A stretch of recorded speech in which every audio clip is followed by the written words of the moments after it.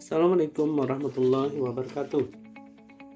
Selamat pagi anak-anak siswa dan siswi yang berbahagia. Selamat datang di UPTD SMPN 1 Batu Ampar. Tetap semangat dalam mengikuti MPLS. Di sini Bapak akan memberikan sedikit materi tentang apa itu pembelajaran daring yang disusun oleh Bapak sendiri, yaitu Badarudin SPDI, Ibu Sulistiawati SPD, dan juga Ibu Widya Puspita SPD. Apa itu pembelajaran online? Online learning atau belajar online adalah proses belajar mengajar yang memanfaatkan internet dan media digital dalam penyampaian materinya. Sebagaimana pembelajaran tatap muka, pembelajaran online ataupun daring juga pasti ada kelebihan dan kekurangannya. Adapun kelebihannya yaitu antara lain waktu dan tempat yang fleksibel. Jadi pembelajaran bisa dilakukan kapanpun, dimanapun, selama masih bisa mengakses jaringan internet. Yang kedua, hemat waktu perjalanan pulang pergi. Dengan online kita tidak perlu pergi ke sekolah, sehingga bisa menghemat waktu dan biaya transportasi. Bisa diikuti dari dalam negeri dan luar negeri.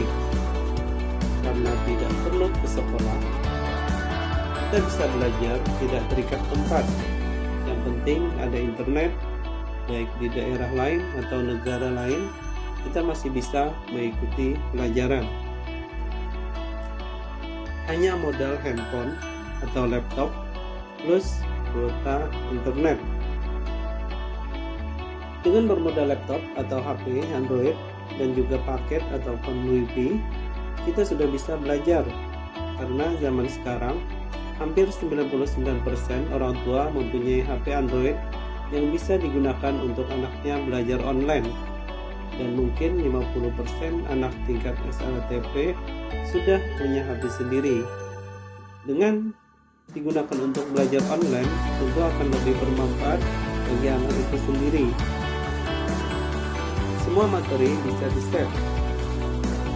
Dengan online, kita bisa menyimpan pelajaran dalam bentuk video, teks, foto, atau suara dengan mudah, sehingga mengurangi penggunaan alat tulis dan kertas untuk mencatat semua materi pelajaran. Praktis, karena kita hanya belajar di rumah tanpa perlu mempersiapkan seragam, sepatu, tidak cukup berpakaian pantas, bahkan duduk santai atau rebahan, pembelajaran tetap bisa dilakukan. Nah, di samping kelebihan tadi, juga ada kekurangan belajar online, di antaranya yaitu perbedaan waktu. Perbedaan waktu ketika kita berada di daerah lain atau di luar negeri tentu sedikit menyulitkan untuk pembelajaran online. Misal, di Indonesia kita melakukan pembelajaran online jam 8 pagi, tentu di negara lain mungkin ada yang pas berada pada jam 1 malam, tentu itu akan menyulitkan untuk mengikuti pembelajaran online. Budget lebih untuk kuota internet. Walaupun kita memangkas budget untuk keperluan transport, tapi tentu untuk kuota internet kita akan melebihkan budget untuk pembelajaran online. Handphone sering penuh notifikasi. Tentu ini akan sangat mengganggu karena HP kita akan sibuk dengan notifikasi. Bahkan kadang membuat HP bisa hang. Permasalahan jaringan. Tentu permasalahan ini sering dipermasalahkan sebagian besar pembelajaran online. Karena kalau jaringan terganggu atau lelet tentu akan sangat merepotkan. Seterusnya, banyak gangguan di rumah. Gangguan di rumah ini memang tidak bisa dihindari, cuma kita bisa mensiasatinya. Gangguan itu bisa berupa program TV kesukaan, adik kecil yang mengganggu atau cerewet, orang tua yang tidak harmonis, bahkan godaan HP itu sendiri untuk mengunggah game dan aplikasi lainnya, sehingga pembelajaran online terganggu, tidak fokus. Nah, ini berhubungan dengan gangguan di rumah tadi. Dari sekian banyak gangguan tersebut, tentu akan sangat berpengaruh kepada fokus dan tidaknya kita belajar online.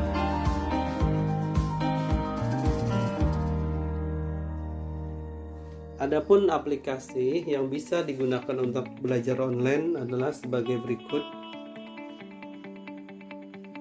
Yang pertama yaitu WhatsApp, atau dikenal dengan WhatsApp Messenger, adalah aplikasi pesan yang tersedia untuk Android dan ponsel cerdas lainnya.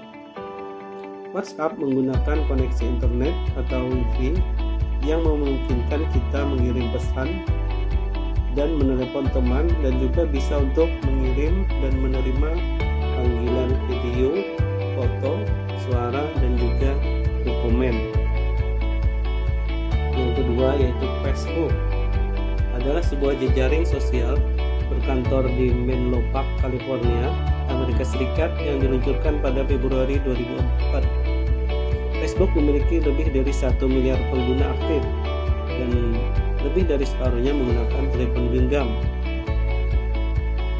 Pengguna harus mendaftar dulu sebelum bisa menggunakan aplikasi ini. Aplikasi Facebook bisa digunakan untuk bertukar pesan dan juga live streamingnya bisa digunakan untuk pembelajaran online tanpa terikat tempat dan juga waktu. Yang Zoom. Zoom merupakan sebuah aplikasi yang dapat melakukan konferensi jarak jauh dengan menggabungkan konferensi video, pertemuan online, obrolan, hingga kolaborasi seluler. Selain itu, untuk dunia pendidikan, mulai dari sekolah dan kampus, menggunakan aplikasi Zoom ini untuk membantu mempermudah hubungan jarak jauh. Seterusnya FaceTime. FaceTime adalah nama aplikasi panggilan video buatan Apple yang mendukung panggilan audio only atau juga video di antara perangkat yang kompatibel, khususnya perangkat-perangkat Apple, di mana di sini kita bisa melakukan panggilan video antar sesama pengguna FaceTime. Terusnya Google Classroom. Google bekerja sama dengan para pengajar di seluruh negeri untuk menciptakan Classroom, sebuah fitur yang efisien, mudah digunakan, dan membantu pengajar dalam mengelola tugas. Dengan Classroom, pengajar dapat membuat kelas, memberikan tugas, memberi nilai, mengirim pesan, dan melihat semua di satu tempat. Berikutnya adalah YouTube. Siapa yang tidak kenal YouTube? Selain untuk mendapatkan penghasilan, YouTube juga digunakan untuk pembelajaran satu arah. Ada banyak ilmu yang bisa kita pelajari melalui YouTube.